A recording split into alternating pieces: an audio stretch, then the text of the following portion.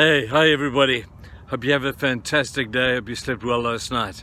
We are into the book of Judges, and there's some fascinating stories taking place around us here. We've heard some rather gruesome things, and the gruesome things kind of continue. It's a very graphic book describing the challenges of the day and the way that God dealt with them using people at that particular time. But we're into chapter 4 right now, and it begins again, once again, and here we go, once again. I'm going to continue to say that to you. Once again, the children of Israel had messed up, and now the king of Canaan had come in. His name was Jabin, and he had come in, he had taken them captive. He had, through his general Sisera, he had subdued the people of Israel and made them slaves. And it was a miserable period of time for about 20 years. And then we read how a woman, a lady by the name of Deborah, real hero of the faith, came along, and she was the judge at that particular time. Now she had a general, his name was Barak, and she said to Barak, I want you to go out with your army and you are to fight against these people of Jabin, the king of Canaan. And Barak was reasonably confident in himself and his ability, and his trusting in Deborah, the leader of the nation at that time.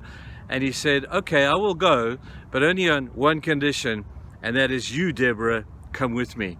You see, he knew that the blessing of God and the anointing of God, the power of God, was upon this woman at this particular time, and now for this particular purpose. So he says to Deborah, I will only go if you will go with me. And she makes a rather interesting comment that goes a little bit against our male egos. She said, but surely if I go with you and we win this battle, which I know we will, then people are going to give me, a woman, credit for what you have done. And he puts his ego and his male chauvinistic attitude in his pocket. He says, I don't care too much about that. Would you come with me? Anyway, they go into the battle, and Barak wins the battle. And the general of the army, Sisera, runs and he hides. Anyway, he runs to a place where there is another lady, another heroic woman in the story by the name of Jael. And he says to Jael, he says, listen, will you hide me? If you will just give me a place to sleep, I'm exhausted, and some milk to drink, just hide me. Anyway, she says, I'll hide you. So she brings him into her tent, and she knows who he is. And so she is on the other team. He does not know this. And so as he sleeps, she does this. She takes a hammer and a tent peg, and she drove it straight through his temple and nailed him to the floor. And she killed the general. This is like woman. That's crazy. I love the woman when they do this kind, not this kind of stuff, but when they really rise up in leadership, and God is blesses them and uses them in the most remarkable way. Anyway, Barak then comes and finds Jael, and he says, I'm looking for Sisera.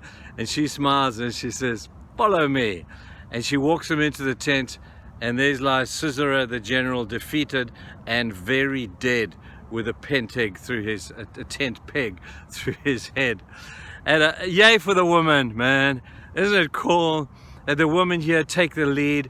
They're a wonderful group of people, and it's just so cool when women do that. Now, have a look, guys, into our churches today and see how many amazing, incredible women leaders we have.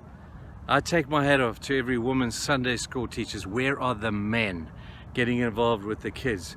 I see the women involved in counseling ministries and discipleship ministries, in one-on-one things, and unfortunately maybe us men need to up our game a little bit to keep up with some of the women that are in our churches today.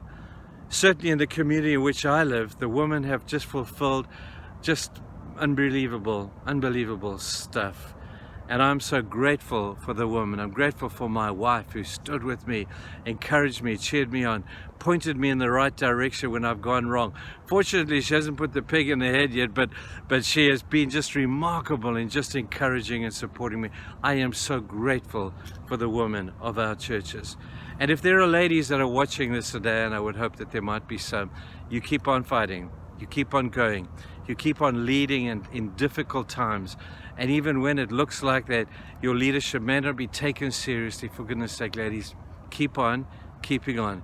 because you have a great role model in this amazing woman, Deborah, who led the nation, and Jael, who took courage and she did what she needed to do.